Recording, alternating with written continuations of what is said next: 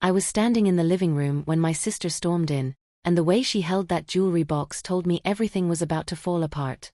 Her name was Priya, and she had always known how to enter a room like a thunderstorm. Loud, forceful, impossible to ignore. I was 38 years old, still wearing my work blouse from the hospital where I'd spent 12 hours on my feet. The box was small, velvet-covered, dusty rose in color.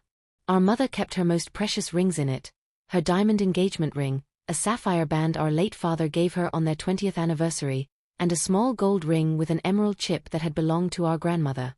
Priya held the box open like evidence at a trial. "You stole Mom's rings," she said. Not a question. Not even an accusation with hesitation. A verdict. My hands were completely empty. I hadn't been upstairs. Everyone froze, our mother in her armchair, our Aunt Bee on the couch, 2 cousins near the window. My mouth went dry.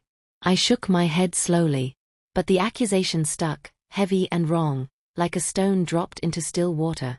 In the far corner of the room, my brother Liam stood watching with a small, quiet smirk on his face. Nobody spoke right away. The silence pressed in from every corner like something physical.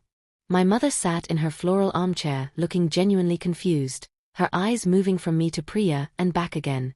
My father had passed 3 years earlier, so there was no steady voice to cut through the tension. Aunt Bee had both hands pressed to her mouth. My cousins Felix and Dara shifted uncomfortably near the window but said nothing. Priya's glare was sharp and certain. She wasn't looking for a conversation. She was waiting for me to fold. I was the oldest of the 3 of us, 38, a registered nurse who spent every working day managing chaos calmly. I was not going to fold. "I didn't take anything," I said evenly. "When did you even notice they were missing?" Priya ignored the question and turned to our mother. "She was upstairs alone this morning, Mom. Nobody else was up there." I looked at Liam. He hadn't moved from the doorframe, arms folded, nodding slowly at Priya like he agreed with every word she hadn't finished saying. My phone buzzed in my pocket. I didn't check it yet. But when I finally did, the message on the screen made my stomach tighten in a completely different way entirely. I stepped into the hallway to read the message away from everyone's eyes. The number was unknown, no name attached. Just a single line, "Don't take this lying down." I stared at it for a long moment, then locked my phone and slid it back into my pocket. I had arrived at Mom's house at 2 o'clock, gone upstairs briefly to use the bathroom and grab a cardigan I'd left in the guest room 2 weekends earlier. I was up there maybe 4 minutes. I didn't go near Mom's bedroom. The jewelry box normally sat on her dresser behind a ceramic owl she'd had for 30 years. I knew exactly where it lived because I'd helped her put it there after Dad's funeral. The thought that Priya believed I would reach into that box and take those rings made me feel sick. But the anonymous message kept threading back through my thoughts. Somebody out there already knew something, and they were watching. Later that evening, sitting alone on my couch scrolling numbly through social media, a comment on a neighborhood page stopped me completely cold. It appeared under a post about stolen goods. The comment said, "Check Maple Street Pawn. They know more than they say." My stomach dropped hard. The next evening I tried to address the accusation directly. I waited until everyone had plates in front of them. Mom's pot roast, bread rolls, an ordinary meal that should have made things feel normal. I said calmly, hands flat on the table, "I want to talk about yesterday. I didn't take the rings, and I'd like us to figure out where they went." Priya looked up with a short, dismissive laugh. "Why are you still pretending? We all saw you come downstairs." I said I went upstairs for a cardigan. She said that was convenient. Mom was quiet, turning her fork slowly without eating. I could see she was troubled but wasn't saying it. She retreated inward the way she always did when her children fought, silent, trying not to choose. Aunt Bee said softly, "Maybe the rings just got misplaced." Priya shut that down. They didn't get misplaced. They were in the box and now they're not. Liam kept his eyes on his plate. He said nothing, didn't defend me, didn't offer any explanation, didn't look up once. That silence said everything. I could feel it pressing against me from across the table. I wasn't ready to name what it meant, but I was starting to understand exactly what I was dealing with. That night, I couldn't sleep. I lay in the dark, replaying every recent family gathering, every small detail I might have written off as nothing. Liam had borrowed $200 from me in September, claiming his car needed brake pads. He paid me back in cash 2 weeks later, which I'd thought nothing of at the time. But Liam almost never carried cash. A few weeks after that, I noticed he'd stopped bringing his girlfriend Tess to family dinners. When I asked Mom, she said they were going through something. Tess had been around for nearly 3 years. Her disappearance from Sunday dinners felt significant now. I checked my own phone, photos I'd taken the day the rings went missing, my location history confirming I'd been downstairs for most of the visit. That helped establish my innocence but didn't point anywhere else. I needed to find where the rings actually went. I started paying close attention to Liam's statements at gatherings. He had a habit of claiming he'd been around on days when Mom confirmed he hadn't visited. One missing afternoon in particular, a Thursday 3 weeks before the rings vanished, he couldn't explain clearly. He stumbled over the timeline twice and changed his answer once without noticing I had noticed. On a Thursday afternoon, I drove to Maple Street Pawn after my shift ended. I had looked the shop up online. Small place, family-owned, on that block for over 20 years. One review described the owner as sharp as a tack and doesn't forget a face. I parked half a block away and sat in my car for a few minutes. I couldn't walk in demanding answers. I had nothing concrete yet, just a comment on a neighborhood page and a gut feeling. So I walked in casually, like I was browsing. The bell above the door jingled. The shop was narrow, glass cases running down both sides, old clocks and cameras and rings displayed under yellow light. A man in his late 60s stood behind the counter. His name tag read George. He looked up with calm, assessing eyes. I leaned on the glass case and said lightly, "I'm looking for something for my mother. She lost a few rings recently. Diamond engagement ring, sapphire band, small gold with an emerald chip." George's expression didn't change immediately. But his eyes did. He glanced past me toward the door, then looked back. He leaned slightly forward and said something quietly, just barely loud enough to catch, "Someone who looks like your brother came in last week." I kept my face completely still. Years of nursing had trained me to absorb shocking information without flinching, even when everything inside me rearranged itself. I asked George calmly, "What do you mean, someone who looks like my brother?" He studied me for a moment, deciding how much to say. He said, "Young man, early 30s. Dark hair, stocky build." He brought in a jewelry set, engagement ring, sapphire band, small gold with a green stone. Sold them. The description matched Liam exactly. I swallowed once. Did he give a name? George shook his head. Gave an ID. Paid in cash, took the offer immediately. Didn't negotiate. He paused. He seemed nervous. Kept checking the door. I asked if he still had the rings. George said a buyer had put a hold on the sapphire band, but the other two were still in the case. He pointed toward the far end of the counter. I walked over slowly. There they were. My mother's diamond engagement ring and the small gold band with the emerald chip, sitting under the glass like they belonged to nobody. My chest tightened. I turned back to George. "I need to handle this carefully," I said. He nodded. "Then be careful. But you'll need more than my word alone to make anything stick." I drove home from the pawn shop trying to keep both hands steady on the wheel. Liam had sold our mother's rings. Not misplaced them, not borrowed them. Sold them to a stranger on Maple Street for cash. I thought about every time he had sat at the family table looking relaxed while I answered questions about where I'd been. Every time Priya sharpened her glare at me and he said nothing. I thought about Tess quietly disappearing around the same time as the cash loan. Back home, I made myself eat something. Then I went to the next family dinner 2 days later with fresh eyes. Liam walked in looking unusually cheerful, the specific brightness of someone performing normalcy. He made jokes, refilled Mom's water glass twice, asked about my work with warmth that felt slightly too polished. But when Mom mentioned she was going to look for the rings before the weekend, something flickered across Liam's face. A quick twitch near his jaw, there and gone in less than a second. Then the brightness returned. He reached for his fork with steady hands and smiled at something Aunt B said. Nobody else seemed to catch it. I filed it away carefully and kept eating my dinner, saying nothing at all. I remembered the cameras almost by accident. Aunt B mentioned them while talking with Mom about a package that went missing from the front porch. She said, "Don't you still have those cameras your husband put in?" Dad had installed a small system years ago, front and back door cameras connected to a recorder in the hallway closet. After he passed, none of us had thought about them. I went to Mom's house the next morning before she was fully awake, let myself in with my spare key, and went straight to the closet. The recorder was still running, saving footage in rolling 30-day loops. My hands shook slightly as I scrolled back to the Thursday 3 weeks ago. I found the date and the hour. There it was, filmed in grainy color from above the front door. Liam stepping out at 11:42 in the morning, wearing his dark navy jacket, carrying a small box under one arm, glancing over his right shoulder before reaching the street. The dusty rose velvet jewelry box was tucked close against his side. My stomach twisted sharply.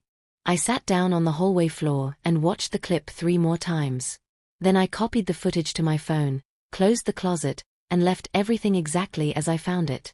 I watched the clip 4 times on Mom's hallway floor with the house quiet around me.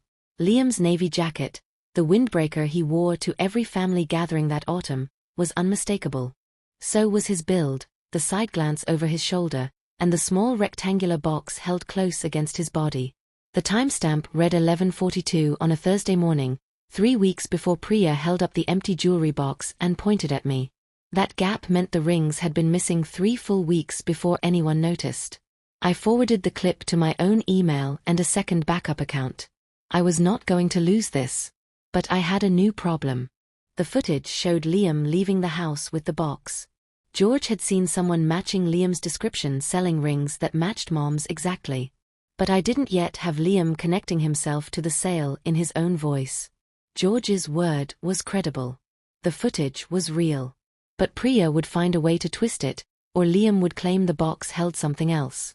I needed his own voice saying what he had done out loud in front of a witness, clearly enough that there was nothing to argue around, nothing to explain away, and nowhere left to go. The following Monday, I called Maple Street Pawn from my car during lunch. I used a slower, more casual tone and said I was interested in a sapphire ring from the window. George picked up on the second ring. He didn't respond immediately. Then he said quietly, "You're the woman who came in last Thursday asking about your mother's jewelry." I exhaled. "Yes," I said. I wasn't sure how to ask directly. Then George said something that made my grip tighten. "If you're looking for your brother, I've already seen enough." His tone was the tone of a man who had dealt with situations like this before. He told me the sapphire band's hold had fallen through and all 3 rings were still in the shop. He hadn't sold anything from that set since I visited, and wasn't planning to until things were clearer. I asked if he would speak as a witness if needed. He said, "I'll tell the truth if someone asks me properly." That was enough. I thanked him and ended the call. I sat with my eyes closed. George knew. The footage existed.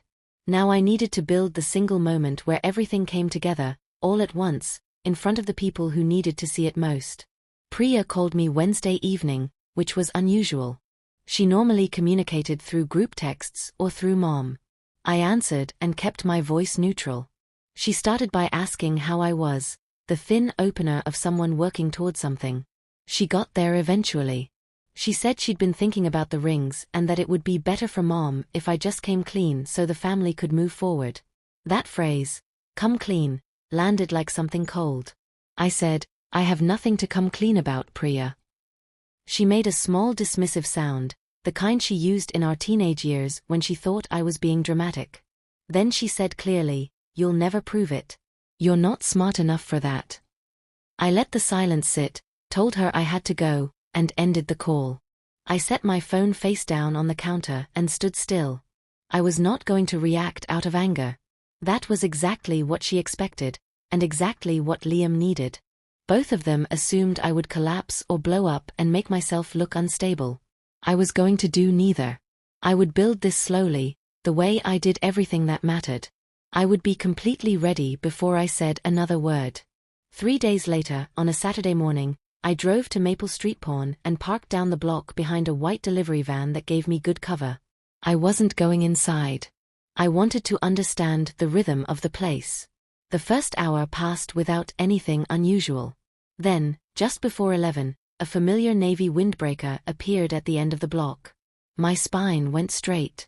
Liam walked down Maple Street with his hands in his pockets, moving with an ease that was trying to look unhurried. He stopped outside, looked through the window, and pushed the door open. Through the glass, I watched George appear at the counter. I couldn't hear anything, but I could read the shape of the conversation. Liam leaning forward, George shaking his head. Liam's posture shifted, the casual ease leaving his shoulders. George shook his head again, slow and definite. Liam turned toward the door to leave. Just before stepping outside, he looked directly down the street toward the white van. His eyes passed over it and moved on. He walked away without hurrying. But I could see the tension in his walk. He had sensed something was off. I sat very still and waited. I wasn't ready yet. But I would be, and this time I would choose the moment. 2 days after the stakeout, I went into Maple Street Pawn at opening time. George unlocked the door as if he'd been expecting me. I told him plainly what I had, the security footage, the timeline, and Liam's inability to account for that Thursday morning. I asked if he would confirm what Liam had said when he brought the rings in. George said yes without hesitation. He told me Liam had claimed the jewelry belonged to an ex-girlfriend who had left things at his apartment. He had signed the seller form with his actual name, Liam Adara. The form was dated to the Thursday shown on the security footage. That name on paperwork meant everything. While we were talking, the bell above the door jingled. I turned. Liam walked in. He saw me first. His face went completely still, the way a person looks when the floor beneath them disappears. "What are you doing here?" he said, his voice flat. I met his eyes steadily. "Looking for Mom's rings," I said. George stood behind the counter with his arms folded, saying nothing. Liam looked at George, then back at me. I watched the calculation behind his eyes, trying to figure out how much I knew. His face had gone the color of old paper. George spoke first. Quietly, without raising his voice, "She knows. I told her you were here." Liam turned sharply. "You had no right." "I had every right," George said evenly. "You signed the form. Your name is on the paperwork. These rings match the description I was given, and her face matches the description you gave me of the sister who couldn't be trusted." That detail hit me like cold water. Liam had told George the first couldn't be trusted. He had come here before Priya made her accusation and planted a false story to discredit anyone who came looking. It had been planned deliberately. George continued, "You said you needed fast cash. You said the rings came from an ex. You said your family wouldn't miss them for months." Liam's jaw tightened. He looked at me. "You don't understand. I was going to buy them back. I just needed to cover something." I said nothing and let him keep going. "It was temporary," he said, voice dropping. "Mom doesn't even wear them anymore." I kept my expression completely neutral. I had heard exactly what I came for. And I had been recording since the moment he walked through the door. The phone in my left hand had caught every single word. My phone was in my left hand, angled slightly down, the voice recorder running since the bell jingled above the door. The recording caught everything: George's statement, Liam's admission about needing fast cash, his claim it was temporary, his reasoning that Mom didn't wear the rings anymore. His voice was unmistakably his, clear in a quiet shop with no noise to argue over. He had spoken freely, still believing he could manage the situation. Near the end, he reached for my phone. "Give me that," he said, his face going from white to red. I stepped back. "Don't," I said. "One word." He stopped. Maybe it was my tone. Maybe it was George standing behind the counter with his arms still folded. Maybe it was the understanding that grabbing my phone in a pawn shop in front of a witness would only make everything worse. He dropped his hand. He stood looking at me with an expression I hadn't seen from him before. Not smug, not performing. Just exposed. George placed the seller paperwork on the counter and turned it so I could read it clearly. Liam Adara. His signature. The date matching the security footage exactly. I photographed the form with my phone. I didn't go straight to the family.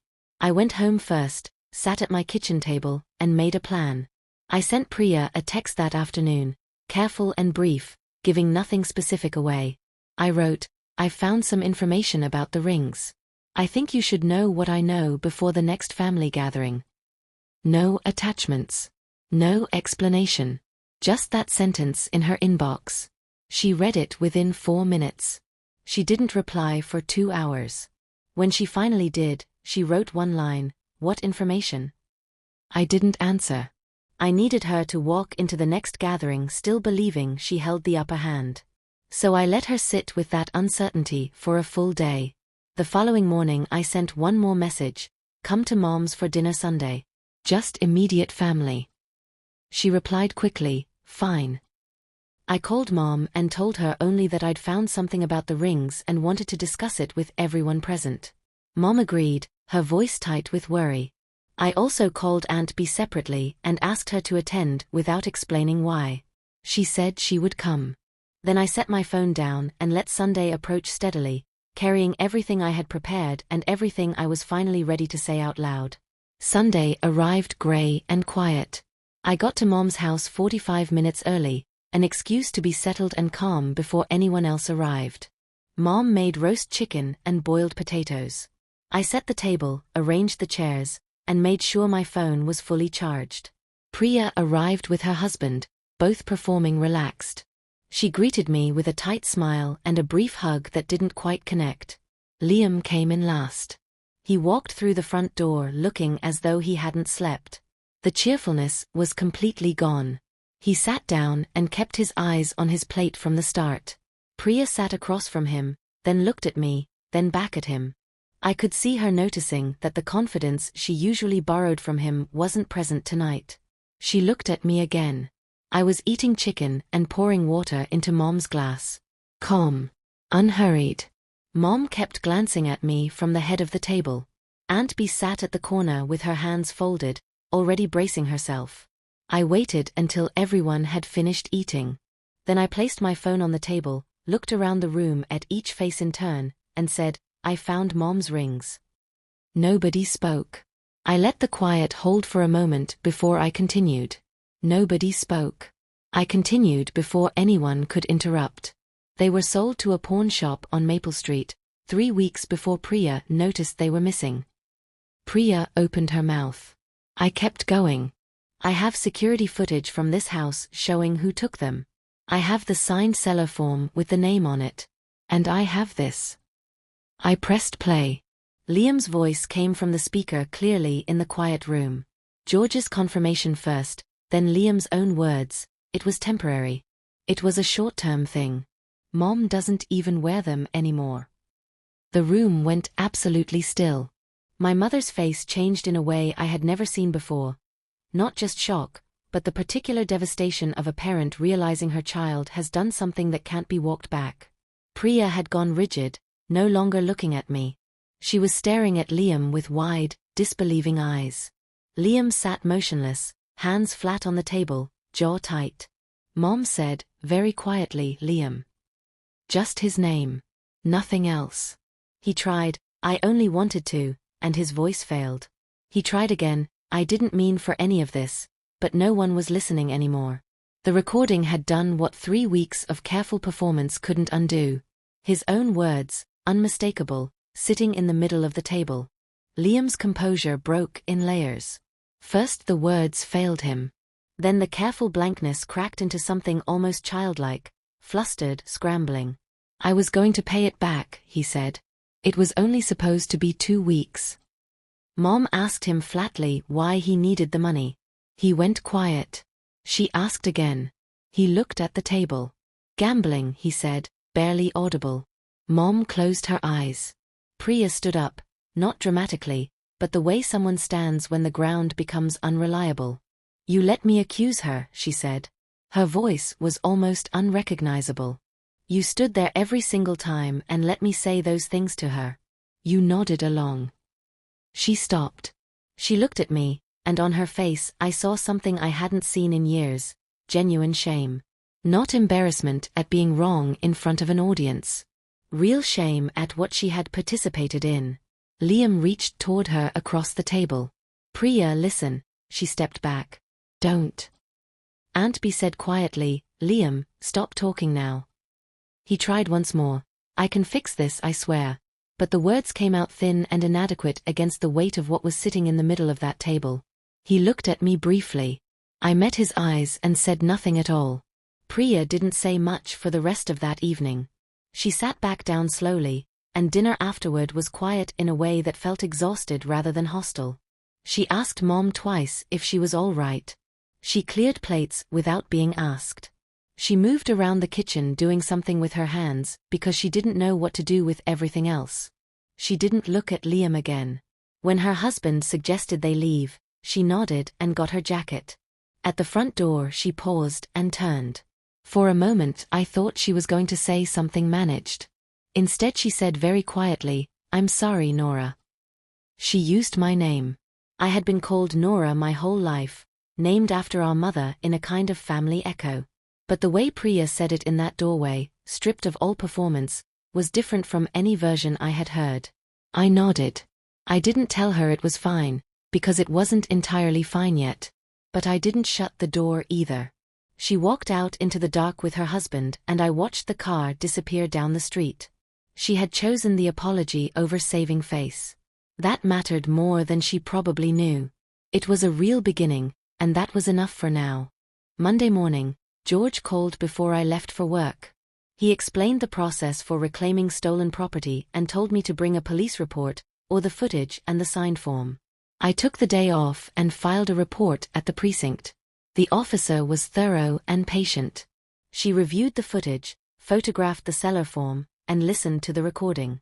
She told me the case was straightforward enough that the pawn shop would cooperate in returning the items. By 3 that afternoon I was back at Maple Street Pawn with the report number. George had the rings ready in a small paper bag. He handed them to me quietly and practically. I placed the engagement ring and the gold band with the emerald chip back in the velvet box I had brought. The sapphire band was there too. All 3, together again. I thanked George.